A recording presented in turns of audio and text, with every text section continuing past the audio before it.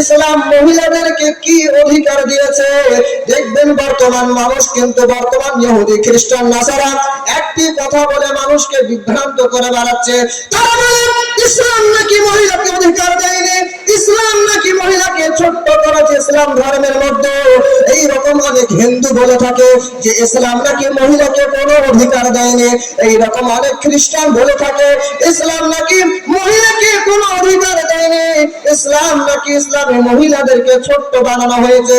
সুতরাং মহিলাদের অধিকার সম্পর্কে আজকে আমি আপনাদের সম্মুখে আলোকপাত করতে চাই ইনশাআল্লাহ।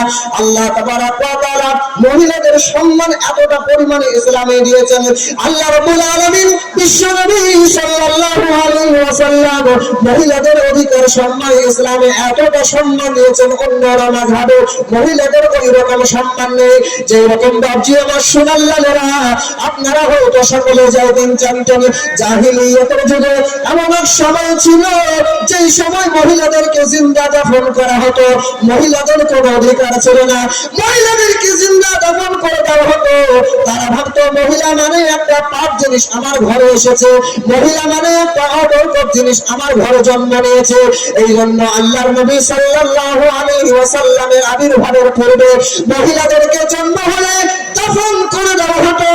বিশ্ব নবী সাল্লাল্লাহু আলাইহি ওয়াসাল্লাম যখন আসলেন দুনিয়ার বুকে, এসে দেখলেন মহিলাদেরকে জিন্দা দাফন করা হয়। হযরত দাহিয়াতুল কলবি রাদিয়াল্লাহু তাআলা আনহু এক সময় বিশ্ব নবী সাল্লাল্লাহু আলাইহি ওয়াসাল্লামকে এসে বলছেন, ইয়া রাসূলুল্লাহ, ইয়া হাবিবাল্লাহ, ইয়া রাসূলুল্লাহ, ইয়া হাবিবাল্লাহ, আল্লাহর নবী গো, আমার গুনাহগুলো maaf হবে কি? বিশ্ব নবী সাল্লাল্লাহু আলাইহি ওয়াসাল্লাম হযরত দাহিয়াতুল কলবি রাদিয়াল্লাহু তাআলা আনহুকে জিজ্ঞাসা করলেন, দাহিয়াতুল কলবি, কি কারণে তুমি আমাকে এই কথা বলছো, বলো আমার গুনাহ কি maaf হবে? হযরত দাহিয়াতুল কলবি রাদিয়াল্লাহু তাআলা আনহু বিশ্ব নবী সাল্লাল্লাহু আলাইহি ওয়াসাল্লামের কাছে দুই নয়নে কান্না করে করতে বলতে লাগলো, ইয়া রাসূলুল্লাহ, ইয়া হাবিবাল্লাহ, আমি ইসলাম ধর্ম কবুল করার পূর্বে ইয়া রাসূলুল্লাহ আমি যে কত মহিলাকে জিন্দা দাফন করেছি, আমার অহিসাব মহিলাকে জিন্দা দাফন করেছি। আল্লাহর নবী অবশেষে আমার একটি সুন্দর মহিলা ছিল, ছোট্ট একটা সুন্দর সন্তান ছিল, মেয়ে ছিল সন্তান। আমি আমার স্ত্রীকে বলেছিলাম যদি মহিলা সন্তান হয় জিন্দা দাফন করে দেবে, আর যদি পুত্র সন্তান হয় সোনার প্যাকেটের মতো করে প্যাকেট করে রাখবে, তাকে এসে আমি দেখবো। আল্লাহর নবী আমার সন্তান হয়েছিল মহিলা, এই জন্য আমি মহিলা সন্তানকে জিন্দা দাফন করে দিয়েছি। দাফন করার সময় নবী গো, আমি যখন আমার সন্তানকে দাফন করেছিলাম, আমার সন্তান আমাকে বাবা বাবা করে বলছিল, বাবা আমাকে দাফন করিও না, আমাকে দাফন করিও না, দুনিয়ার বুকে আপনি যে আমার পিতা এই বলে আমি পরিচয় দেব না, আমি ভিক্ষা করে খাবো, কিন্তু আমাকে আপনি জিন্দা দাফন করেন না। আমি জিন্দা দাফন করে দিয়েছিলাম। আল্লাহর নবী আমার এই গুনাহগুলো মাফ হবে কি? আমাকে তাড়াতাড়ি বলে দিন। আল্লাহর নবী সাল্লাল্লাহু আলাইহি ওয়াসাল্লাম হযরত দাহিয়াতুল কলবি রাদিয়াল্লাহু তাআলা আনহু যখন এই বর্ণনা মুখের মধ্যে শুনছিলেন, বিশ্ব নবী, দুই নয়নের নবী, দু জাহানের নবী, সাইয়্যিদুল মুরসালিন মুহাম্মদ মুস্তাফা সাল্লাল্লাহু আলাইহি ওয়াসাল্লামের দুই নয়ন দিয়ে ঝরঝর করে পানি পড়ছিল, আর বলছিলেন মানুষ এতটা কি করে নিষ্ঠুর হতে পারে যে মহিলা জিন্দা মহিলাকে কবরের মধ্যে জিন্দা দাফন করে দেয়। আল্লাহর নবী সাল্লাল্লাহু আলাইহি ওয়াসাল্লাম যখন এই ঘটনা শুনলেন, আল্লাহ তাবারাক ওয়া তাআলা সঙ্গে সঙ্গে আয়াত নাযিল করে দিলেন, ওয়া ইদাল মাউদাতু সুইলাত বিআইয়ি যামবিন কুতিলাত। আল্লাহ তাবারাক ওয়া তাআলা বললেন মানুষ কি কারণে নিজের মেয়েদেরকে জিন্দা দাফন করে দেয়? যেই সমস্ত মানুষ নিজের মেয়েদেরকে জিন্দা দাফন করে দেয়, কিয়ামতের ময়দানে আল্লাহ তাবারাক ওয়া তাআলা ওই সমস্ত ব্যক্তিকে কাঠগড়ায় দাঁড় করাবেন। আল্লাহর নবী সাল্লাল্লাহু আলাইহি ওয়াসাল্লামের পূর্বে, বিশ্ব নবী সাল্লাল্লাহু আলাইহি ওয়াসাল্লামের পূর্বে মহিলাদের কোনো অধিকার ছিল না। বর্তমান জামানায় যেই সমস্ত মানুষ বলে ইসলাম মহিলাদেরকে কোনো অধিকার দেয়নি, অনেক মানুষ এই কথা বলে মিছিল করে, দেখবেন বাংলাদেশে আমি দেখেছি তারা মিছিল করে এই কথা বলে যে ইসলাম নাকি মহিলাকে কোনো অধিকার দেয়নি। এই কথা বলে তারা বলে, আজকাল বিদেশি মানুষরা এই কথা বলে যে ইসলাম নাকি মহিলাকে কোনো অধিকার দেয়নি। আমি দারুল কণ্ঠে বলতে পারি, ইসলাম মহিলাকে যে অধিকার, ইসলাম মহিলাকে যে সম্মান দিয়েছে, পৃথিবীর কোন মাযহাব আর কোন ধর্মের মধ্যে এরকম সম্মান দেওয়া হয় নাই। বলে ঠিক কিনা? কোন মাযহাবে, কোন ধর্মের মধ্যে এরকম সম্মান দেওয়া হয়নি। আল্লাহর নবী সাল্লাল্লাহু আলাইহি ওয়াসাল্লাম, বিশ্ব নবী সাল্লাল্লাহু আলাইহি ওয়াসাল্লামের আবির্ভাবের পূর্বে মানুষের কি অবস্থা ছিল আল্লাহ তাবারক ওয়া তাআলা কোরআনে কারীম 14 নম্বর আয়াতে পরিষ্কার ভাবে বলেছেন, ওয়া ইযা বুশশিরা আহাদুহুম বিল উনসা যাল্লা ওয়াজহুহু মুসওয়াদ্দান ওয়া হুয়া কাযীম ইয়াতাওয়ারা মিনাল কওমি মিন সুই মা বুশশিরা বি আয়ুমসিকুহু আলা হুলিন আম ইয়াদুসসুহু ফিত তুরাব আলা সাআ মা ইয়াহকুমুন। আল্লাহ তাবারক ওয়া তাআলা বলেন, ওয়া ইযা বুশশিরা আহাদুহুম, যখন কোন মানুষকে জাহিলিয়াতের যুগে মেয়ে ছেলের সংবাদ দেওয়া হতো, অর্থাৎ যখন কোন মানুষের মেয়ে সন্তান জন্ম হতো, সঙ্গে সঙ্গে তাদের মুখটা কালো হয়ে যেত, সঙ্গে সঙ্গে তাদের মুখটা কালো হয়ে যেত, আর ওই মেয়েটাকে জিন্দা দাফন করে দেওয়া হতো। আমাদের সমাজে দেখবেন অনেক মানুষ এইরকম আছে যারা মেয়ে ছেলে জন্মগ্রহণ করলে মুখটা কালো হয়ে যায়। বলেন ঠিক কিনা? নেই আপনাদের এদিকে? নেই বলেন? আছে। মেয়ে ছেলে হলে মুখ কালো হয়ে যায়। যার মেয়ে ছেলে হলে মুখ কালো হয়, আমি ভালো, ওটা মুসলমান না, ওটা হচ্ছে মুনাফিক। বলেন ঠিক কিনা? কারণ মেয়ে ছেলে হলে মুখ কালো হবে, আর ছেলে সন্তান হলে তুমি মানুষকে মিষ্টি বিতরণ করবে, এটা মুসলমানের পরিচয় হতে পারে না। মুসলমানের পরিচয় নয় মেয়ে ছেলে। যেই ঘরের মধ্যে সর্বপ্রথম সন্তান মেয়ে হবে, ওই ঘরে আল্লাহ তাবারক ওয়া তাআলা বরকতে পরিপূর্ণ করে দেয়। বলেন সুবহানাল্লাহ। আল্লাহর নবী সাল্লাল্লাহু আলাইহি ওয়াসাল্লাম, বিশ্ব নবী সাল্লাল্লাহু আলাইহি ওয়াসাল্লাম পবিত্র জবানে বলেছেন, যেই ঘরের সবথেকে প্রথম সন্তান মহিলা হবে, ওই ঘরের মধ্যে আল্লাহ তাবারক ওয়া তাআলা বরকতে পরিপূর্ণ করে দেয়। আল্লাহর নবী সাল্লাল্লাহু আলাইহি ওয়াসাল্লাম আরো বলেছেন, আল্লাহর নবী সাল্লাল্লাহু আলাইহি ওয়াসাল্লাম আরো বলেছেন, যেই মানুষের একটা মেয়ে সন্তান হবে, কিংবা দুটো মেয়ে সন্তান হোক, কিংবা তিনটে মেয়ে সন্তান হোক, মান কানা লাহু সালাসু বানাতিন আও সালাসু আখওয়াতিন, যেই মানুষের দুইটি কিংবা তিনটির অধিক মেয়ে সন্তান হবে, আর তাদেরকে ভালো চরিত্র দিয়ে শিক্ষাদান করলো এবং তাদেরকে ভালো পড়াশোনা শেখালো, অতঃপর বিবাহ দিয়ে দিল, আল্লাহর নবী সাল্লাল্লাহু আলাইহি ওয়াসাল্লাম বলছেন, ওই মেয়ের পিতা এবং আমি নবী সাল্লাল্লাহু আলাইহি ওয়াসাল্লাম একসঙ্গে জান্নাতের মধ্যে থাকব। সুবহানাল্লাহ বলেন। আল্লাহর নবী সাল্লাল্লাহু আলাইহি ওয়াসাল্লাম মেয়ে ছেলেদের এই ফজিলত বয়ান করেছেন। সুতরাং মেয়ে ছেলেদেরকে ইসলাম যে অধিকার দিয়েছে, অন্য অন্য ধর্মে এই অধিকার ইসলামে দেওয়া হয় নাই। মেয়ে ছেলেকে ইসলাম মেয়ে ছেলেকে যে অধিকার দিয়েছে, আমি নিজে একটা ভিডিও দেখছিলাম মোবাইলের মধ্যে, আপনারা শুনছেন তো ইনশাআল্লাহ? আমি ভিডিও একটা দেখছিলাম মোবাইলের মধ্যে, এক হিন্দু মহিলা এক ঠাকুরের কাছে যে বলছে, বাবা আমার স্বামী আমাকে খুব অত্যাচার করে, প্রত্যেকদিন মারে, প্রত্যেকদিন জানায় অন্যায় ভাবে, আমার কোনো দোষ নেই, আমি কি করব, উপায় আমাকে বলে দিন। ওই ঠাকুর বাবা বলছে যে তোমার স্বামী তোমার জন্য হচ্ছে প্রভু স্বরূপ, অর্থাৎ আল্লাহ স্বরূপ। তোমার স্বামী যদি তোমাকে প্রত্যেকদিন মারে কাটে যাই করুক না কেন, ওই স্বামীর কাছে তোমাকে থাকতে হবে। যদি সে তোমাকে মেরেও ফেলে, তবুও তোমাকে ওই স্বামী পরিত্যাগ করা যাবে না। তাদের ধর্মে এই আছে। কিন্তু আমাদের ধর্ম কি রকম? বাপজি আমার সোনাল্লালেরা, ও আমার ইসলাম বিরোধী হয় না, আমাদের ইসলাম ধর্ম দেখুন কত সুন্দর। যদি কোন মহিলাকে কোন পুরুষ যদি অতিরিক্ত পরিমাণে জ্বালায়, যদি কোন মহিলা কোন মাস্তান কোন মদখোরের হাতে পড়ে যায়, ইসলাম তাকে অনুমতি দিয়েছে ওই পুরুষের কাছ থেকে ভিন্ন হয়ে অন্য পুরুষকে স্বামী হিসাবে গ্রহণ করতে পারে। ঠিক না বলেন? আছে না এরকম নিয়ম? ওই পুরুষকে ছেড়ে দিয়ে অন্য পুরুষকে স্বামী হিসাবে গ্রহণ করতে পারবে। কিন্তু অন্যান্য ধর্ম, বিশেষভাবে আমি নিজে দেখেছি, হিন্দু ধর্মের মধ্যে এরকম কোন নিয়ম নেই। একটা স্বামী তো একটাই স্বামী, ও যদি মরে যায় আমার মনে হয় দ্বিতীয় বিবাহ করার বিধানও তাদের নেই। আমি যা শুনেছি হিসাবে। আর ইসলাম মেয়ে ছেলেকে যে অধিকার দিয়েছে, অন্যান্য মাযহাব অন্যান্য ধর্ম সেই অধিকার দিতে পারে না।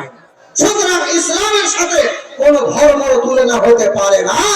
আল্লাহ রাব্বুল আলামিন কোরআনে কারীম ওই সমস্ত মানুষের ব্যাপারে বলেছেন, যেই সমস্ত মানুষ মেয়ে ছেলে সন্তান জন্ম হলে মুখ অন্ধকার হয়ে যায়, আর পুত্র সন্তান জন্ম হলে তাদের মুখটা উজ্জ্বল হয়ে যায়। আল্লাহ রাব্বুল আলামিন কোরআনে কারীমের মধ্যে বলছেন, ইয়াখলুকু মা ইয়াশাউ ওয়া ইয়াহাবু লিমান ইয়াশাউ ইনাসান ওয়া ইয়াহাবু লিমান ইয়াশাউ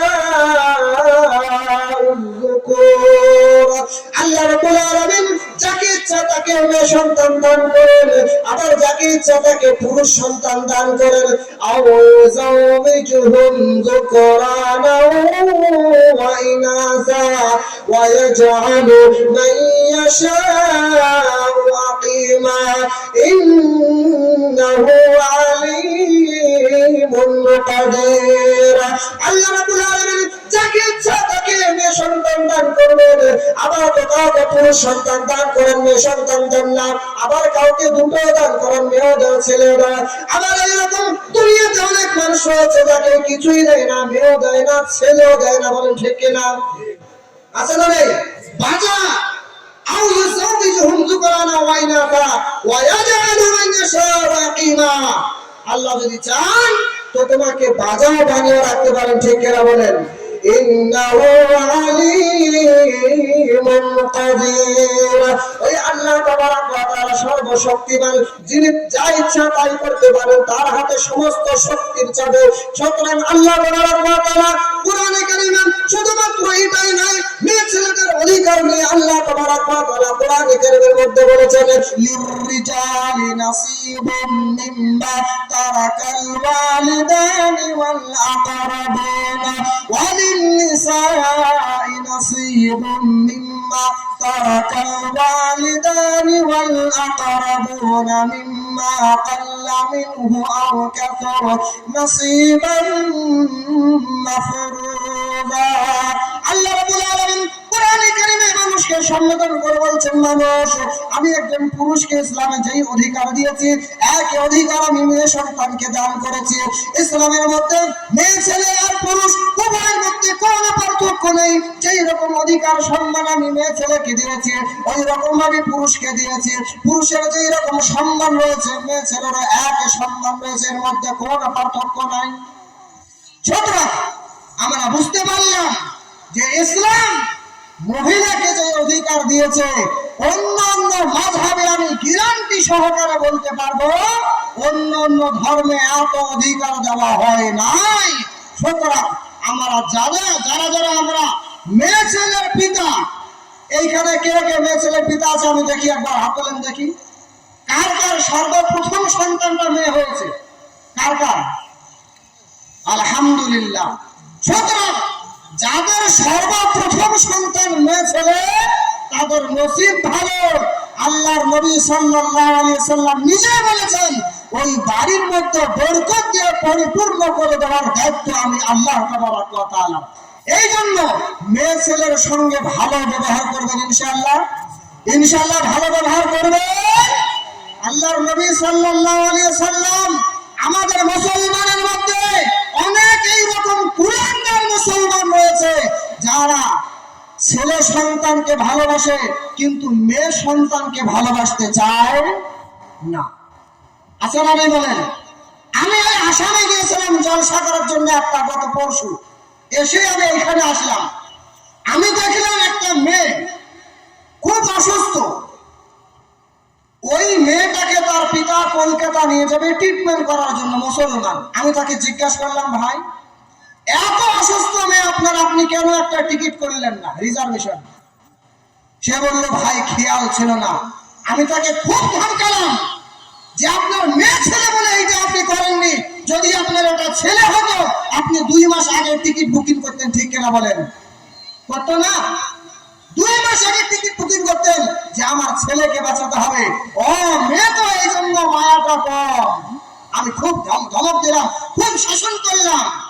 এই জন্য ইসলামের বিধান হচ্ছে, আল্লাহর নবী সাল্লাল্লাহু আলাইহি ওয়াসাল্লাম, বিশ্ব নবী সাল্লাল্লাহু আলাইহি ওয়াসাল্লাম যখন সফর থেকে বাড়ির মধ্যে আসতেন, সর্বপ্রথম বাড়ির মধ্যে প্রবেশ করে বিশ্ব নবী সাল্লাল্লাহু আলাইহি ওয়াসাল্লাম নিজের মেয়ে হযরত ফাতিমা রাদিয়াল্লাহু তাআলা আনহার সঙ্গে দেখা করতেন। সর্বপ্রথম দেখা করতেন নিজের মেয়ে ফাতিমা রাদিয়াল্লাহু তাআলা আনহার সঙ্গে, সর্বপ্রথম দেখা করতেন। কি মায়া ছিল আল্লাহর নবী সাল্লাল্লাহু আলাইহি সাল্লাম নিজের মেয়ের প্রতি।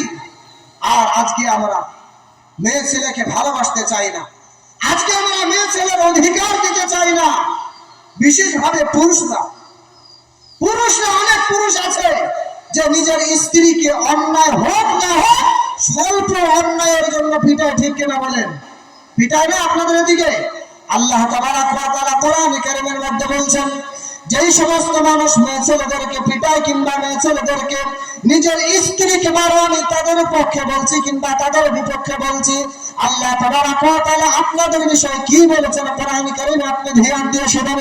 যেই সমস্ত ভাই আপনি মুসলমান হয়ে আপনার স্ত্রীকে মেরেছেন অন্যায়ভাবে, আপনার স্ত্রীকে অত্যাচার করেছেন, আল্লাহ তাবারক ওয়া তাআলা কোরআন কারীমে এই কি বিধান নাযিল করেছেন?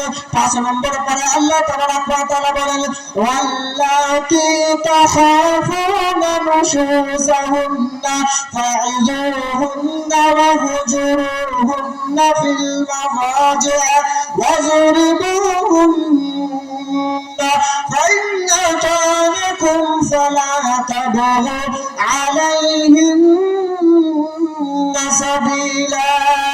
আল্লাহ তাবারক ওয়া তাআলা কোরআন কারীম 5 নম্বর পারা 2 নম্বর পৃষ্ঠায় সূরা নিসা আল্লাহ তাবারক ওয়া তাআলা সেইখানে বলেন, ওয়াল্লাতি তাখাফুনা নুশুজাহুন্না, যদি আপনার স্ত্রী অবৈধ সম্পর্ক রাখে কিংবা কোনো খারাপ আপনার স্ত্রী হয়ে থাকে, হয়তো আপনার স্ত্রী অন্যায় করেছে, এই জন্য আপনি সর্বপ্রথম মানার অধিকার ইসলাম আপনাকে দেয়নি।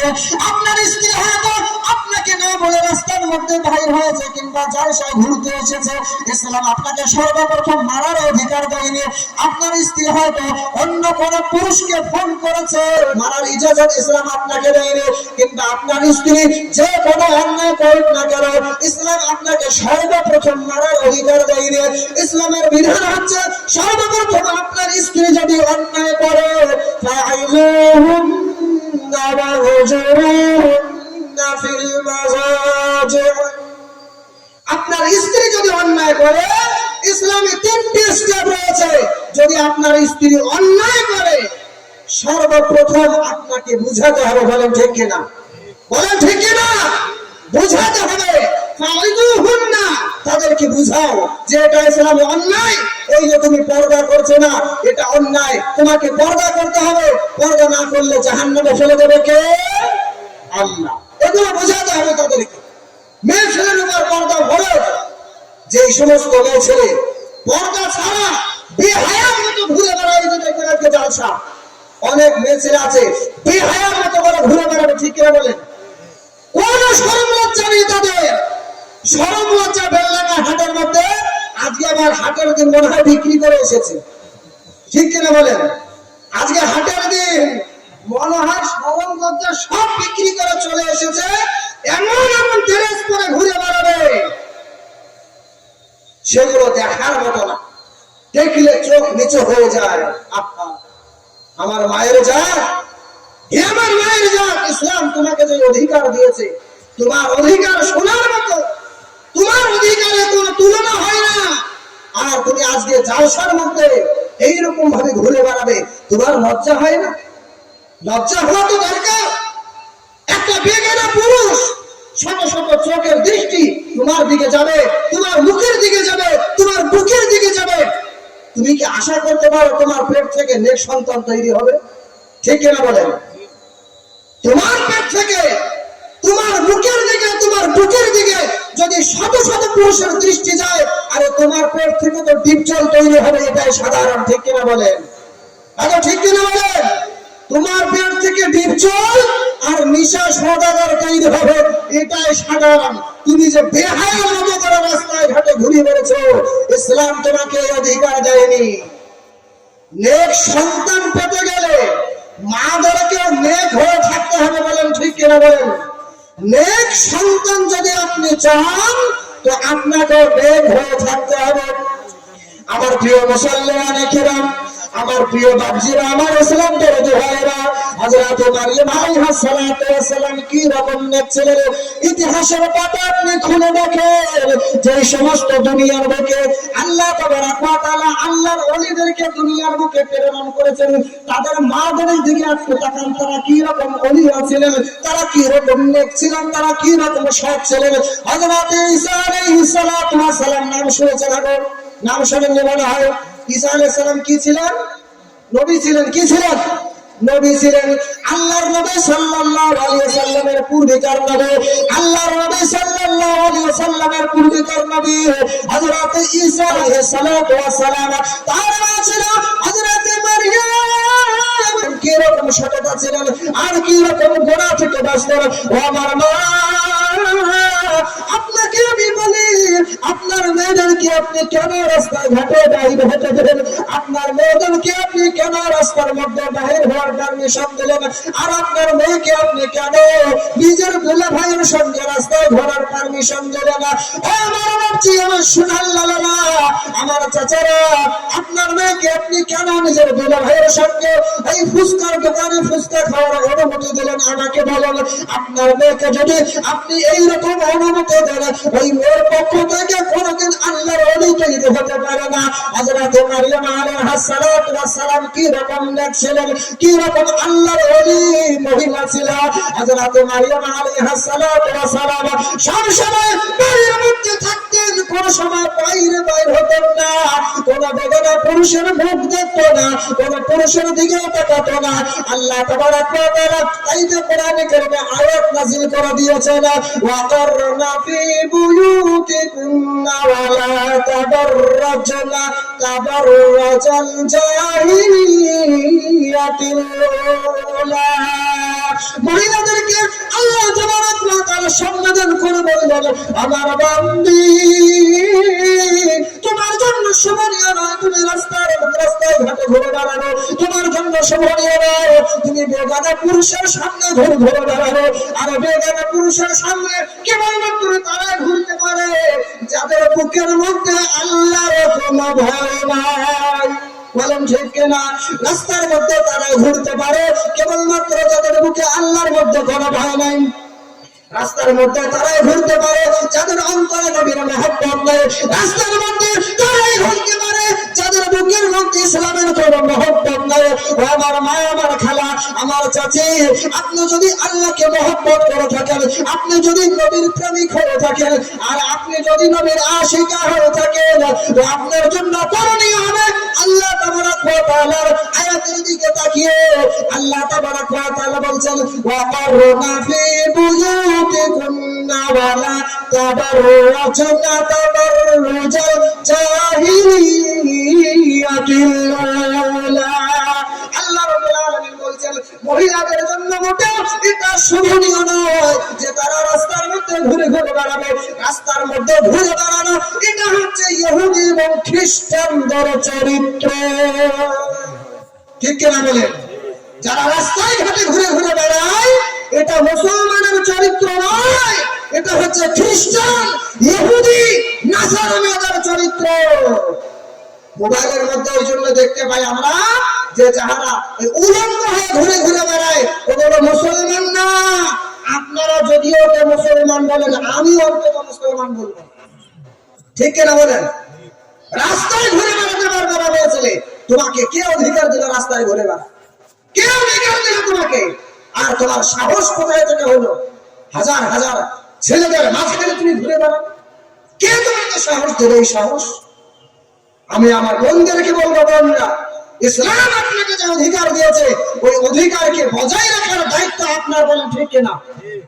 ইসলাম আপনাকে যে অধিকার দিয়েছে, নিজের অধিকারকে যদি আপনি নিজেই নষ্ট করে ফেলেন, এই জন্য দায় কিন্তু ছেলেরা নয়, ঠিক কিনা বলেন?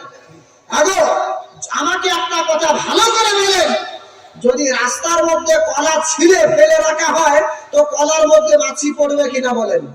আগো পড়বে না? না, মাছি পড়বে না। এখানে দোষটা কার? মাছির দোষ না যে কলাটা খুলে ফেলে রেখেছে তার? কার দোষ বলেন? সবাই বলে দোষটা কার? যে কলাটা ছিঁড়ে ফেলে রেখেছে ওইখানে দোষ তার।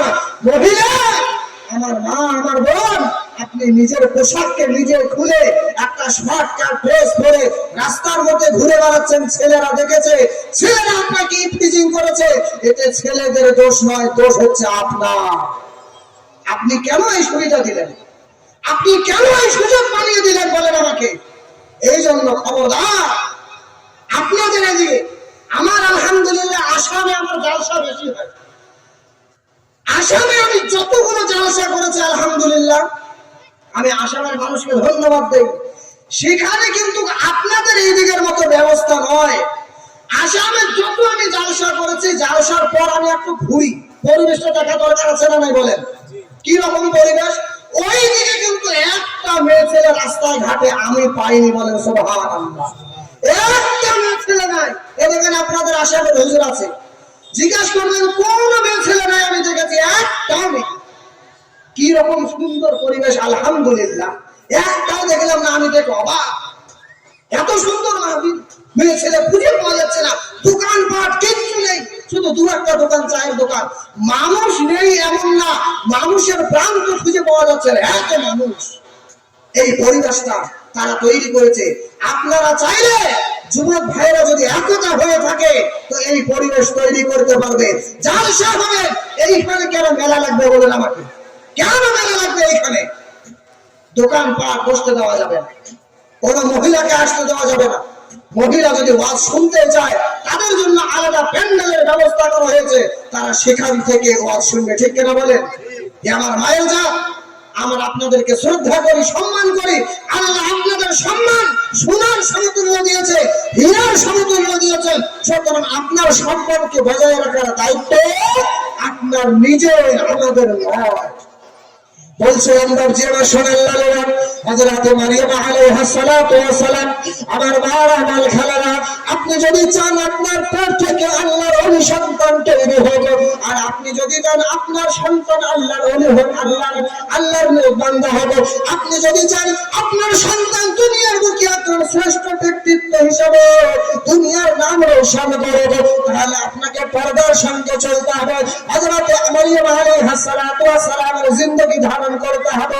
দুনিয়ার বুকে 5টি এমন মহিলা রয়েছে, যে 5টি মহিলাকে আল্লাহ তাবারক ওয়া তাআলা কোরআনে কারিমে তাদের কথা বলেছেন, লিররিজালি কাওয়ামুনা আলান নিসাই বিমা ফাজ্জালাল্লাহু বা'দাহুম আলা বা'দ। আল্লাহ রাব্বুল আলামিন কোরআনে কারিমের মধ্যে বলেছেন, এই আয়াতের তাফসীর খুললে আপনি দেখতে পাবেন দুনিয়ার বুকে 5টি মহিলা এমন রয়েছে, দুনিয়ার বুকে যত বড় আল্লাহ ওলি হন না কেন আপনি, আমার বাপজি, দুনিয়ার বুকে যত আপনি আল্লাহর ওলি হয়ে যান না কেন, এই 5টি মহিলার সমতুল্য হতে পারবেন না। তাদেরকে আল্লাহ তাবারক ওয়া তাআলা এত কবুল করেছেন, তাদেরকে দুনিয়াতে জান্নাতের খানা দান করেছেন, তাদেরকে দুনিয়াতে জান্নাতের সুসংবাদ দান করা হয়েছে। মা, আমি মাদেরকে বলবো, আপনাদেরকে এই 5টির মধ্যে যে কোনো একটি মহিলাকে ফলো করতে হবে।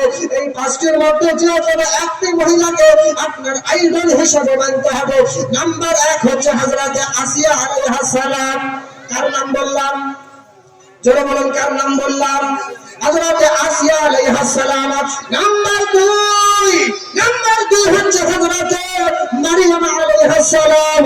নাম্বার 3 হযরতে খাদিজাতুল কুবরা রাদিয়াল্লাহু তাআলা আনহা। নাম্বার 4 হচ্ছে হযরতে আয়েশা রাদিয়াল্লাহু তাআলা আনহা। আর নাম্বার 5 হচ্ছে হযরতে ফাতিমা। এই 5টি মহিলা দুনিয়ার সমস্ত পুরুষের থেকে উত্তম কেবলমাত্র নবী ব্যতীত দুনিয়ার মধ্যে যত মহিলা হোক বা পুরুষ হোক এই 5 মহিলার সমতুল্য হতে পারবে না। এই 5 মহিলা কি রকম ছিল?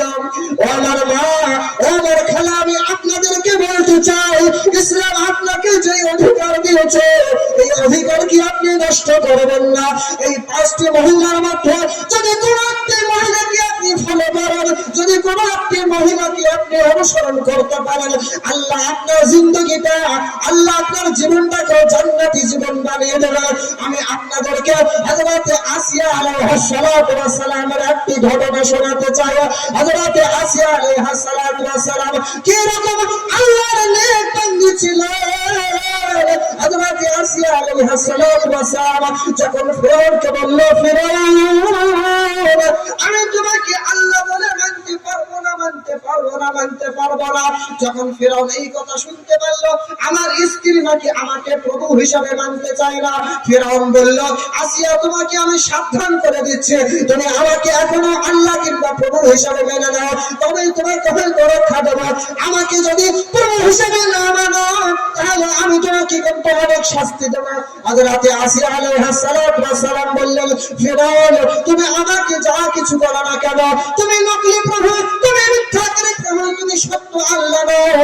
আসলে আমার আল্লাহ হচ্ছে আকাশে থাকে, ওই আল্লাহ ব্যতীত আমি তোমাকে প্রভু হিসাবে মানতে পারি না। ফিরআউনের সামনে যখন হযরত আসিয়া আলাইহিস সালাতু ওয়াস সালাম এই কথা বললেন, ভাবছি আমার সোনার লালেরা, ও আমার মা খালা, ভালো করে ঘটনাটা শুনুন। শুনলে হোক আপনার চোখ দিয়ে কান্না চলে আসবে, চোখ দিয়ে ঝরঝর করে পানি পড়ে যাবে। যখন আসিয়া আলাইহিস সালাতু ওয়াস সালাম এই কথা বলল ফিরআউনের সামনে, আমি তোমাকে আল্লাহ হিসাবে মানতে পারবো না, আমার আল্লাহ আসলে থেকে আর সাহায্য না। আল্লাহু নূরুস সামাওয়াতি ওয়াল আরদ, আল্লাহ রাব্বুল আলামিন আমার আল্লাহ তো আকাশের মধ্যে থাকে, তোমাকে আমি আল্লাহ হিসাবে মানতে পারবো না। ফিরআউন বলল, আসিয়া তোমাকে আমি সাবধান করে দিচ্ছি, আমাকে আল্লাহ বলে মেনে নাও। আসিয়া আলাইহিস সালাতু ওয়াস সালাম বললেন, না তোমাকে আমি আল্লাহ হিসাবে মানবো না। ফিরআউন হুকুম দিয়ে দিল, আসিয়াকে বাঁধো, মাটির মধ্যে তক্তার মধ্যে শুয়ে দাও, তক্তার মধ্যে শুয়ে দিয়ে তার হাতের মধ্যে পেরেক মারতে শুরু করে দাও, পায়ের মধ্যে পেরেক মারতে শুরু করে দাও। পাবজি আবার পেরেক পর্যন্ত কাকে বলে? গজাল মারার কথা বললো। হযরত আসিয়াকে বেঁধে তক্তার মধ্যে শুয়ে দেওয়া হলো।